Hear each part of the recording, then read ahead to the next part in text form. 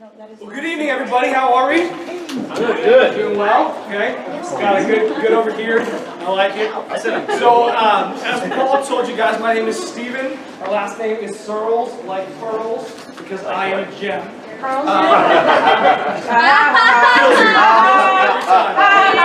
You're so funny. So I'm Steven Searles. I work at True to Life Ministries. Many of you may know True to Life Ministries. Most of you probably don't, but that's fine. Not important. Has nothing to do with what I'm going to say tonight. So, I just want you guys to know I'm really honored to be here. I'm really excited to be here. I'm always excited to talk about Jesus, which I pretty much do every second of every day. So I'm really excited person. But what I want you guys to do is open up with me to the book of Matthew. Matthew, for those of you, by the way, I'm going to assume that none of you guys know anything about the Bible, so if I over-explain things, just go with me, okay? So we're not going over anyone's heads here. So Matthew is the first of what we call the Gospels. It is in the New Testament, which means it's in the back third of the Bible, so if you open it up, turn towards the back there. The Gospels are simply this. They're the story of Jesus. It's the story of Jesus written by four guys who either knew Jesus really well or who knew people who did know Jesus very well. So if you go with me to the 26th chapter. Oh, I'm there. I think I'm going to the 26th chapter. Let me make sure here. Maybe the 23rd chapter. 22nd. Yeah, 23rd chapter. That would be helpful if I got you guys to the right place. So that is not what I'm about to talk about here. So, 22nd? 22nd chapter. Which one You're is it? right. It's the 22nd chapter. Paul, would you like to speak? I just like all of them. Do you want my cheaters? Chapter ever. So it's the 22nd chapter, of Matthew. He's not wearing his It's going to be verse 36. So let me kind of set the stage for what's happening here. So Jesus has made what we call his triumphant entry into Jerusalem.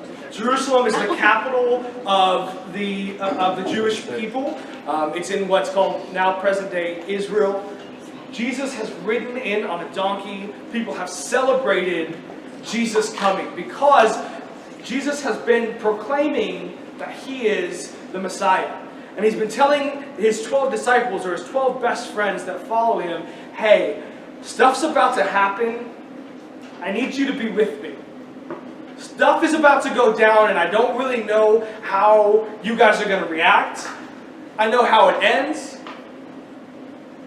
So just come with me on this journey. So Jesus comes in the middle of one of the largest, probably the largest festival for the Jewish faith.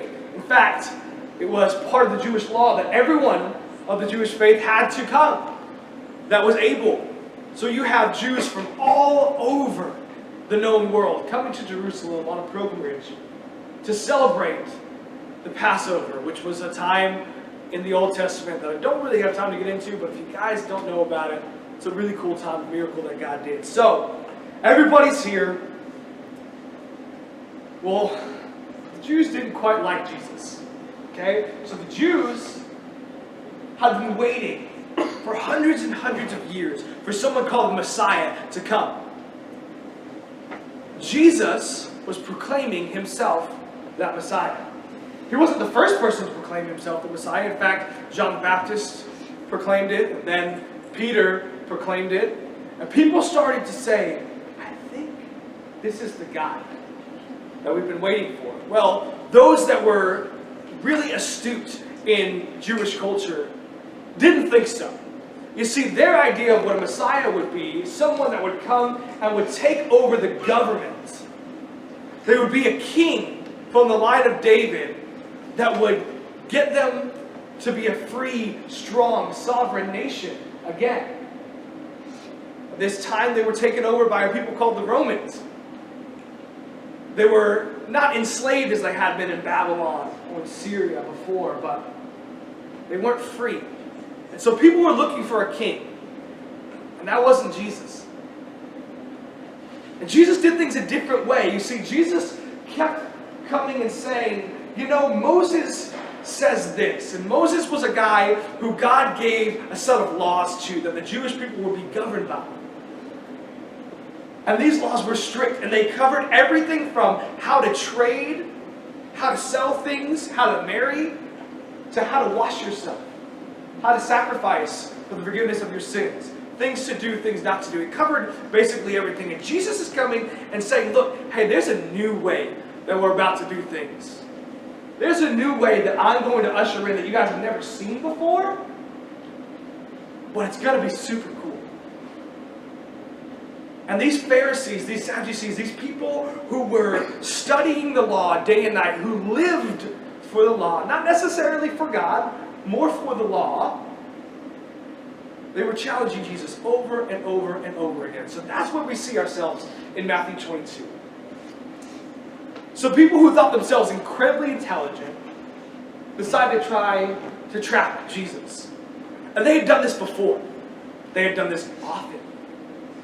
We see time and time again these people who thought themselves very smart attempt to get Jesus into a lie or into some kind of blasphemy. Jesus finds his way out every time. In fact, normally he poses a question and they turn and walk away because they got nothing. But this isn't the first time that Jesus has said what he's about to say. In fact, we find in Luke 10, earlier in the chronology of Jesus, that Jesus says the same thing. And actually, he doesn't even say it. He gets someone else to say it. Someone who was trying to trick him. Next week, we'll talk about that passage. But this week we're in Matthew 22, I promise. Verse 34.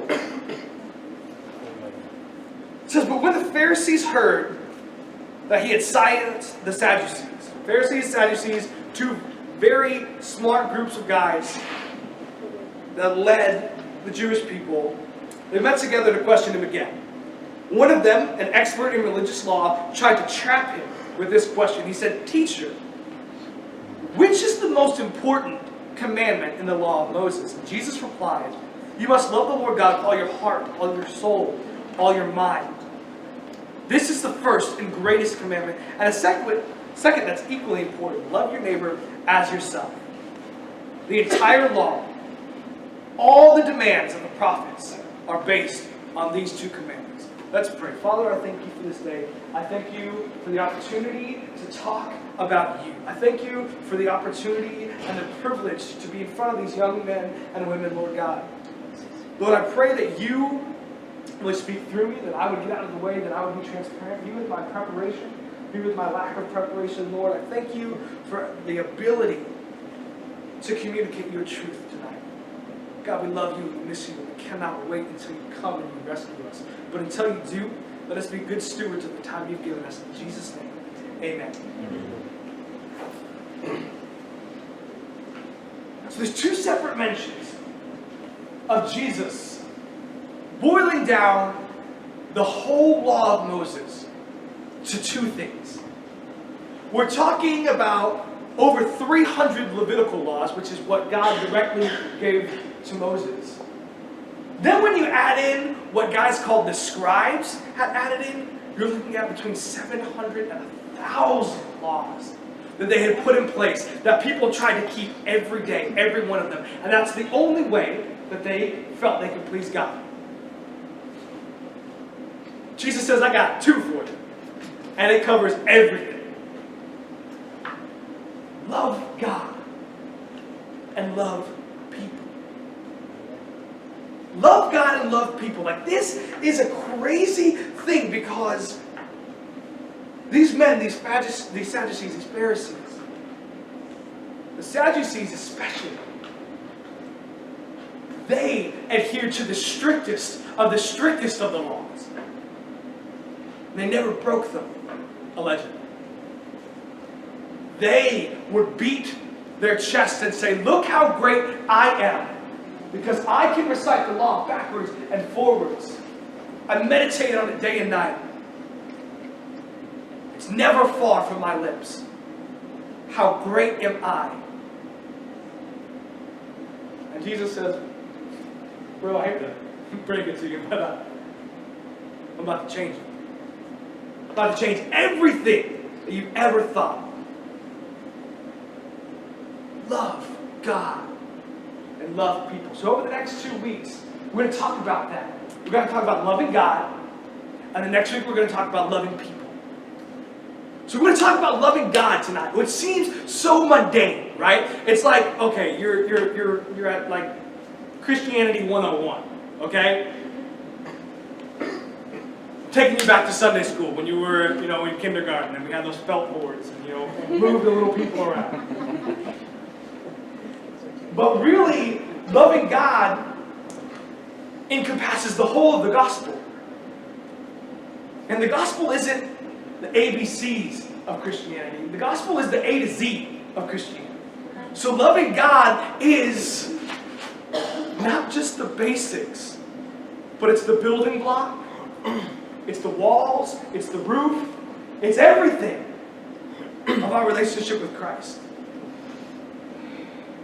But that word love is an old, tired word, right? We use it for everything. In one breath, a man can say, I love my wife. And we know that he just has this affection for her. He would die for her, hopefully. He would do anything for her. And then in the very next breath, he can say, well, dude, I love those tacos I had today. And man, I'd eat them up all day long. So I love my wife and I would die for her. I love tacos and I would die for them. I don't think that you may die because of them, but I don't think you're going to die for tacos. It's not how things go, right? So I'm a little bit of a different kind of guy. I love love. Man, I love it. I can remember my junior year of high school. It was the summer before my senior year. And there's a movie that came to the theaters called The Notebook. Y'all know what I'm talking about? The Notebook, okay? So I was dating a girl, and she was like, oh, we need to go see The Notebook. I was like, oh, no, girl, I'm going to go see The Notebook. Inside, I'm thinking, I want to see The Notebook. I'm thinking, man, like there's a book and there's notes and they're gonna talk and love and kiss, like yes. But I was like, no, girl, don't worry, I ain't gonna go. I ain't gonna pay for that. Like, and she's like, no, like I'll pay for it. I'm like, okay, then we'll go. So we go to The Notebook, and I remember sitting there. Like she's eating, and she's a talker, which drives me crazy. So she's talking, and I'm like, girl, shh! Ryan Gosling is talking! Watching The Notebook. I'm watching this story of people falling in love. It's this weird thing, right? Two people living two lives, and all of a sudden, boom, they hit each other, and everything changes. And it changes the trajectory of their lives. I love that about love. Love never leaves somebody the same. Whether that's you loving a person, or whether that's God loving you, love will never leave you the same. But this word love, it can mean so many different things. Because even if we're looking at The Notebook, and we think, okay, who loved whom more? Right? Was it the dude that wrote letters every day? Was it the girl who waited for a year and then was like, I don't know? Was it the girl that left her fiance? I mean, like, love becomes kind of convoluted when we're looking at it in terms of these movies. But I love to watch that. Luckily, there's languages out there that are very specific with their word choice. They have many more words than we do. Now, I'm not going to get into this, but there is a book in the Old Testament called Song of Songs. Anybody know it? Okay. It's a little racy. It's a little 50 Shades of Grayish sometimes. In fact, it's so intense that Jewish boys were forced to memorize the entirety of the Torah, which is what we call our Old Testament. They weren't even allowed to read it until they were past a certain point. Because boy, I know what you're going to do when you read this, so I'm just going to keep it over here in the do not touch section of Scripture, and then you can memorize the rest, and when I think you're old enough, you'll be good to go. So, Song of Songs is this really cool poem about a man and a woman and their love for each other. Now, a lot of people look at it and they gloss over it. They don't read it. It's not something they're interested in. But was it an accident? Like, did God just he was like, oh, I forgot to tell, Constantine that he needed to pull that out of the cannon. Like, my bad, guys, my bad. Just ignore it. No, it's in there for a reason. So what's the reason? Well, are we supposed to answer? Well, you can't answer. I don't care. You can have crowd participation. Doesn't matter to me. To show how you should love someone. Oh, we should love somebody, right? It's about a marriage. It's about a man and a woman coming together and being one person. Jesus, when he comes, he calls us the bride. He calls him the groom. And he says, look, marriage, I created it so that you would better understand how I am going to commune with you. God creates marriage at the beginning of creation so that thousands of years later, when Jesus comes, he can better explain how this is going to happen. So we see Song of Songs, and it's a reflection of how we need to love the Father. You see, marriage has all these deep things. Now, I don't know. I'm not married, okay? So, I'm not a marriage expert, though I am. So I'm not a marriage expert. But what I do know is that God chooses specific words. You see, in Psalms, the psalmist said that God will preserve his word. So I believe that even through man's attempts to pervert Scripture, I think we got the words that God wanted us to have. I better not be naive, but I think my God's powerful enough to do that. So there's words in Song of Songs. There's 3 of them that we translate as love in English. See, in Hebrew, which is what it was originally written in, we have 3 words that are always translated from Hebrew to English as love. We have about 5 more that are sometimes translated from Hebrew to English as love. And then we have about 7 more after that every once in a while we kind of think, yeah, maybe that love would be best then. These 3 words tell us a really good picture of what it means to love. And because it's the love between a man and his wife, I think that we can take it and we can look and say, okay, how do these 3 words reflect my relationship with Christ?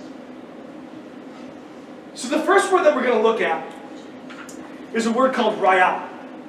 So raya is this really cool thing. It's the most common of the words that we see for love. And it's a friendship kind of love. It's a soulmate love. It's that's my BFF. I'm gonna text her all night long. It's that I found you. I'm so glad you're my ride or die. It's this kind of love, right? This friendship where you do everything together. You know everything about each other. You buy each other the best birthday presents. You buy each other the best Christmas presents because you know your friends the best. Those people that you would hang out with no matter what. Then there's this word called achava. And achava is a much deeper affection. Achava is, in fact, this yearning inside of you that almost hurts, right? It's that your heart is so bent on that person that you can think of little else. It's normally what we kind of attribute to marriage. When you get to a point where you find someone who your heart follows after so deeply that you really have this tunnel vision for them, then you choose to be married. Then there's a word called dode. Now dode, very interesting. Stay with me here. So dode, literally translated, means to rock, to fondle, or to carouse. So we're gonna have to kind of shape that because we're not gonna fondle God. Let me just get that right out of the way. That's not what I'm telling you to do. Don't go home and tell Mom. You know, the guy that I revised said that we should fondle. No, I did not say that. So there should be no fondling for the remainder of this message. So God is not a flippant user of words. He puts these 3 words specifically into this book so that now we could have a glimpse of what He wants us to have in our relationship with Him. So let's start with the first one right out. Are you a friend of God? Now, if you've been in church very long, maybe about 5 or 6 years ago, there was a song that was very popular called "Friend of God." We kind of hear all these songs about being a friend of God, and we're like, yeah, I'm friends with Jesus. But what does that mean? When I'm thinking about what I do with my friends, I think about these things.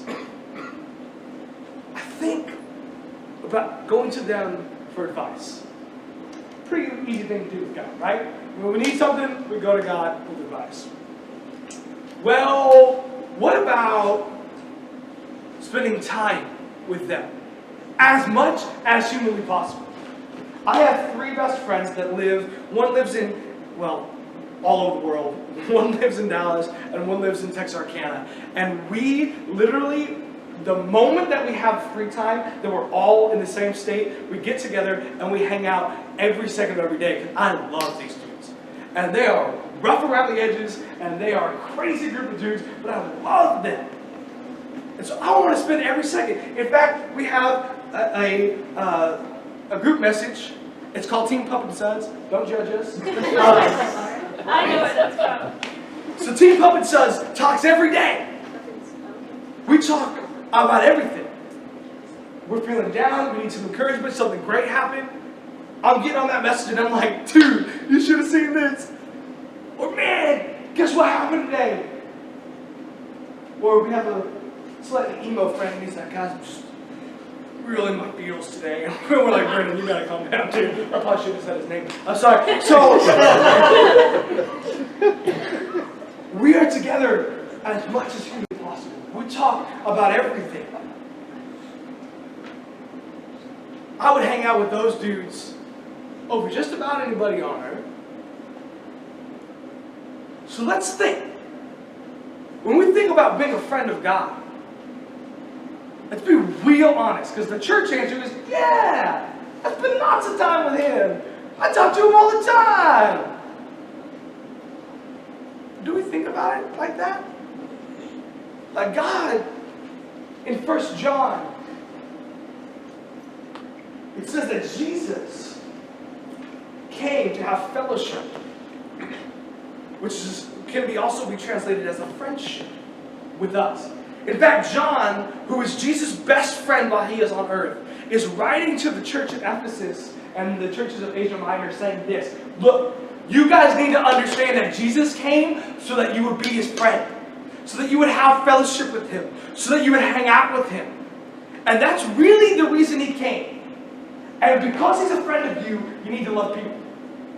And he says that over and over and over and over and over and over again. If you read the book of 1 John uses very limited language to say the same thing continuously, which I feel like I do often as well. So I like 1 John. 1 John tells us, Jesus' best friend says, look, this is the point of Jesus coming to earth, is so that we can be in fellowship. We can have a friendship with Jesus. And a lot of us don't look at God like that. A lot of us don't understand that God thought before time began, you know what? It would be really awesome to have a Paul. And I know exactly where I'm going to create him. I know exactly who his parents are going to be. And I'm going to create him so he can hang out with me.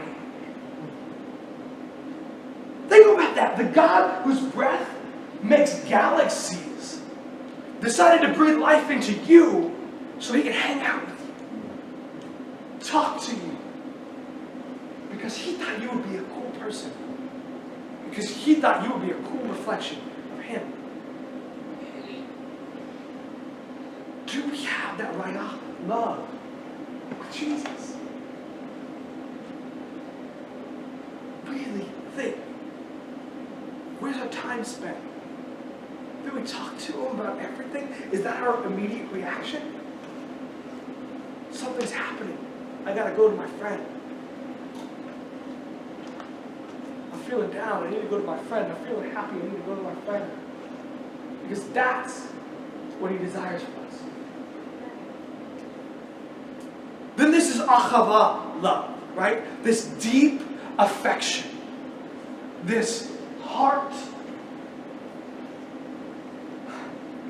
This consumed heart for somebody else. In fact, it's best described as a union between two people.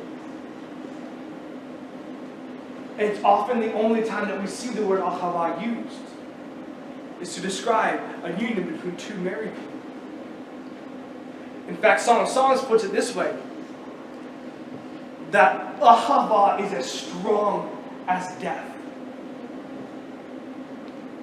That ahava cannot be quenched with many rivers. This love is all-consuming. It's overwhelming. It's unexplainable. And for us, we feel sometimes that it's unobtainable. But God was specific in his language. So I ask you,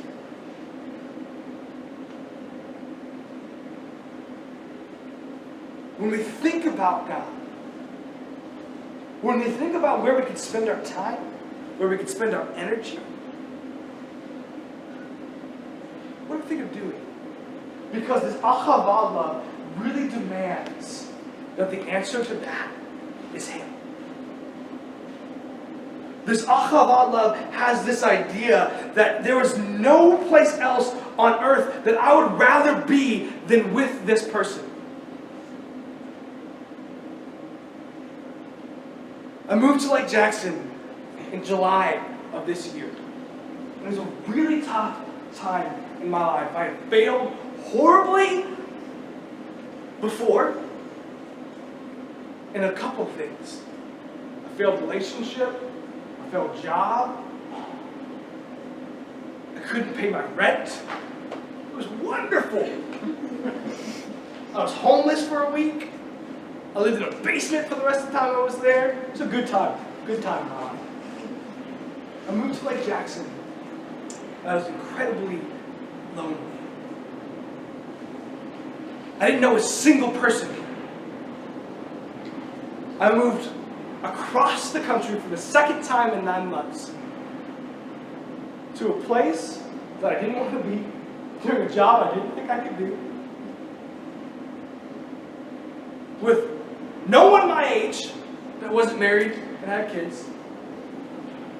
I didn't know what to do with myself. So there's a choice that I got to make.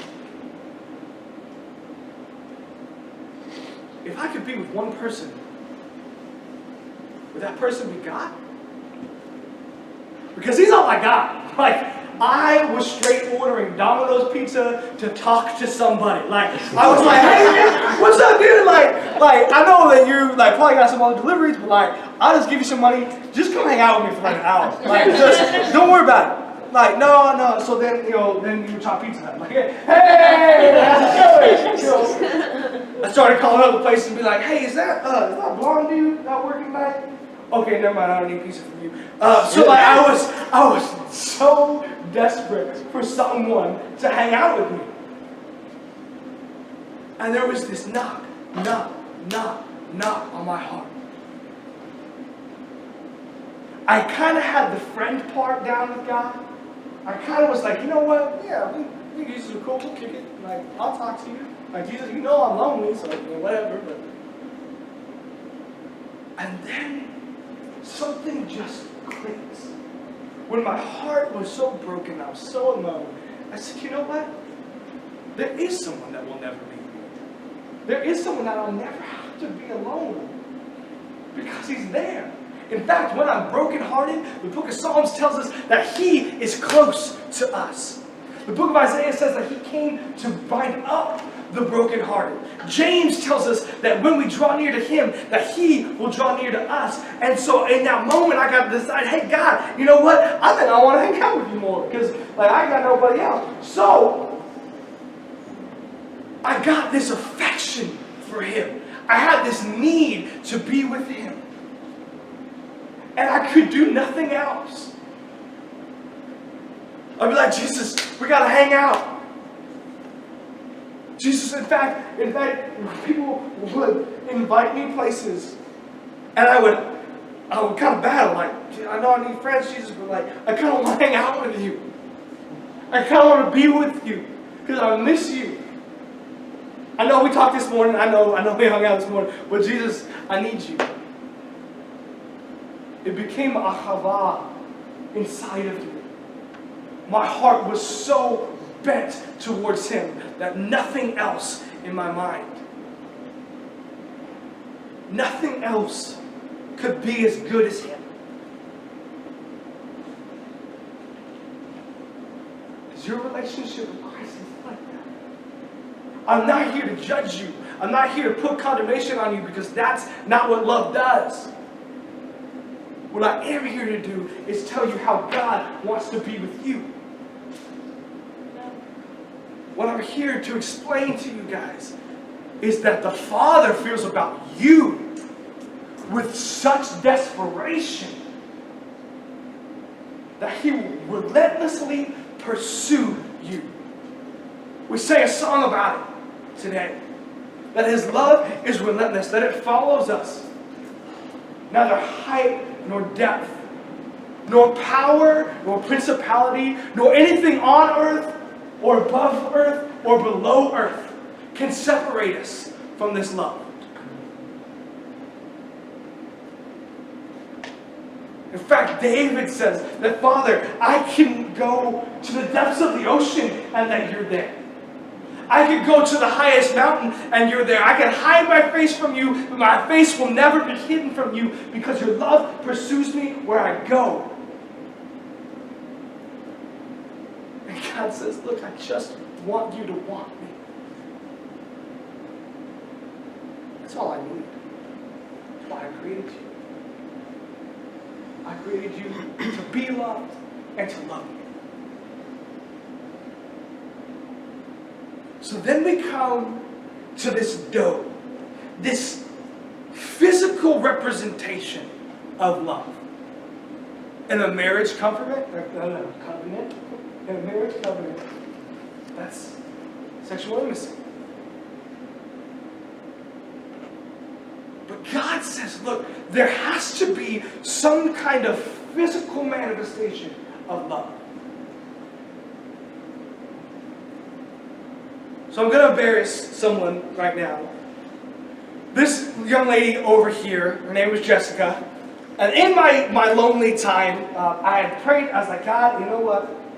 I just want a girlfriend, God. Really, you said it. It's not good for man to be alone. Like that wasn't my words. That's your God. Whenever you're ready, just come on. Okay. She would work and she would work. Gosh, she would definitely work. She would not work. No. So I prayed. I said, God, I just want somebody because and I even started to kind of bargain with God. I was like, God, so if you brought me my wife, then I can better reflect you. I can better show what love is like, and I can stand up in front of everybody and be like, yeah, I love my wife like Christ loves the church and that. And God was like, shut up, dude, shut up, stop. When I'm ready, she'll come along. So she came along, and I didn't text her back for a whole week. So we went out for coffee. And I was like, nah, I'm good. I'm not going to do it. And I did.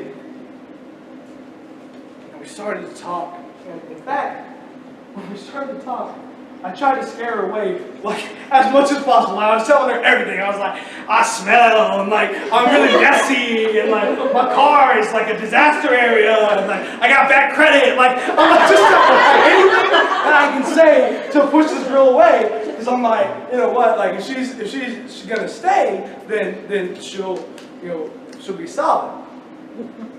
I even told her, I was like, look, girl, I'm not looking to mess around. Like, I want to meet somebody. I want to get married like real soon. Like, I want to have kids. Like, let's do it. And never forget. She says, well, it might take me a little while longer, but I'm okay with that. And that was her response to everything I said. Was like, I'm okay with that. Like, she just was batting me away. Like I'm trying to like knock her out of the park, and she's throwing curveballs over and over and over again. So we started dating. Things changed about me. My schedule changed. The things that I said, the things that I did, the places that I went, the way that I thought about things changed because someone came in my life. I don't hold hands with anybody but her. I don't kiss anyone but her. I don't look longingly into anyone else's eyes and tell you I love you. That's not true. Sometimes I do that. But while we haven't, let me make it real clear, we haven't crossed that line yet, ever. We haven't come together in a dode kind of love. Something changed about me. And everybody can see it. Everybody knows. Because I found somebody to love. When we met Christ, what changed about us? Physically. I'm not talking about on the inside, because we know from Romans that we become new. We become conformed to the identity of Christ. We know from Paul's letters to the Corinthians, to the Thessalonians, that everything is made new. That the book of Galatians tells us that we identify with Christ in His death and His resurrection. We learn that old things are passed away. We learn all of those things. So I know the inside things. I know the church answers, right? Grew up in church my whole life. I know the church answers. What changed about you? Because love never keeps you the same, right? We established that early on. That was when love hits you, something changes. What changed? Well, what changes is God asking you to make for Him? See, sometimes that change, that physical change, is a thing we don't like to talk about very much in today's church, and it's fasting, but it's biblical. I don't like it. I like food, okay? I would eat everything if I could. And then I would throw it up and I'd eat more. I love video games. I love TV. I love all of these things. I really enjoy all the things I have in my life. And sometimes God says, look, you just need to put it away for a little while. Okay? Sometimes you just need to lay something down. Because it's becoming more about that than it is about me. It becomes an idol in your life. Sometimes it's about sacrificing your time. Man, God, I really don't have time to go hang out with that dude who needs to hear about Jesus, because like I got this girl and she is fine, and so like I'm gonna go over to her house and we're gonna hang out and she's gonna hold my hand. Okay, God, like.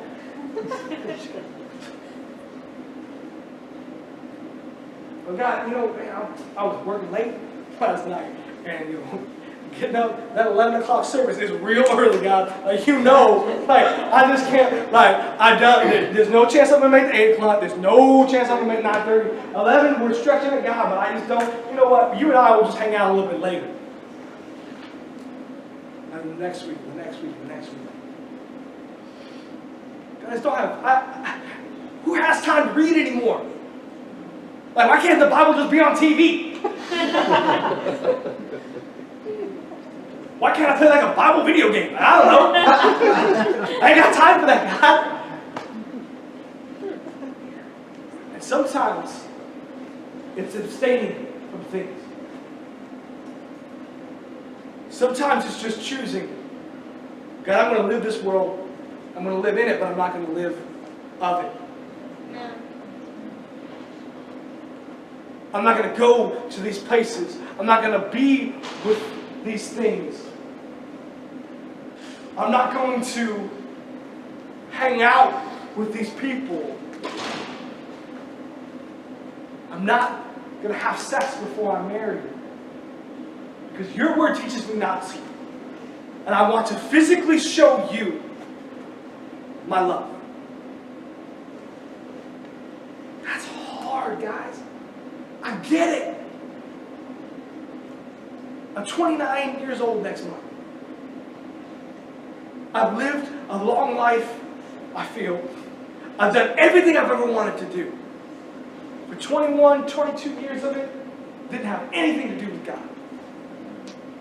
I got into rhythms and habits. I got into things that I like doing because my life is my own. And then, bam, love intersects me. And suddenly my life is not my own anymore. Suddenly, I have a new best friend in Jesus. Suddenly, I have a desire that is so overwhelming. It's so crazy that I can think of nothing else but Him. And so, I have to choose how my body, how my physical actions respond to Him.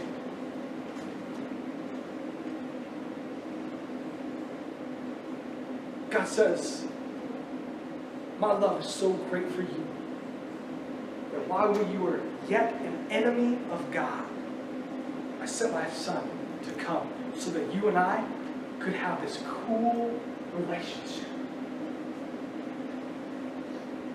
See, the word that Paul uses when he talks about Christ bringing us into union with the Father is reconcile. And that word literally means bringing from enemy to a friend. So while we think we were pretty good people before God, we were an enemy of God. And while we were yet an enemy of God, He came to us. And love came down and rescued you. Not to give you a better life, but to give you life. Because you were dead in your sin.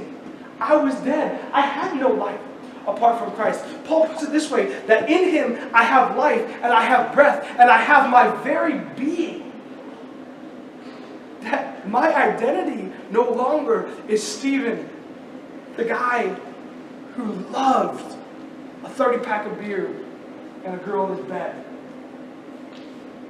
My identity was nailed to a cross.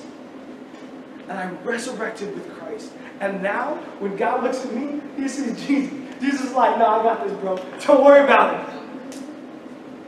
When God looks at me, when I stand before Him, and I die, and He reads the laundry list of things that I've done to sin against Him. Jesus is like, all right, get done. You did that, man. You did that. And Jesus does so and says, I got Him. He's one of mine. Don't even worry about it. It's like it never happened. See, Christ died for sins past, present, and future. There is nothing in my life that Christ hasn't forgiven. And all He wants to do is be in love with me. I have a tattoo right here that says love sin. And people ask me all the time, what does that mean? I say real simply, it's a visual representation of my love for my Savior and my Savior's love for me. Because when I think of what He is and what I am and what we have, I get sick to my stomach because it doesn't make sense. It doesn't make sense.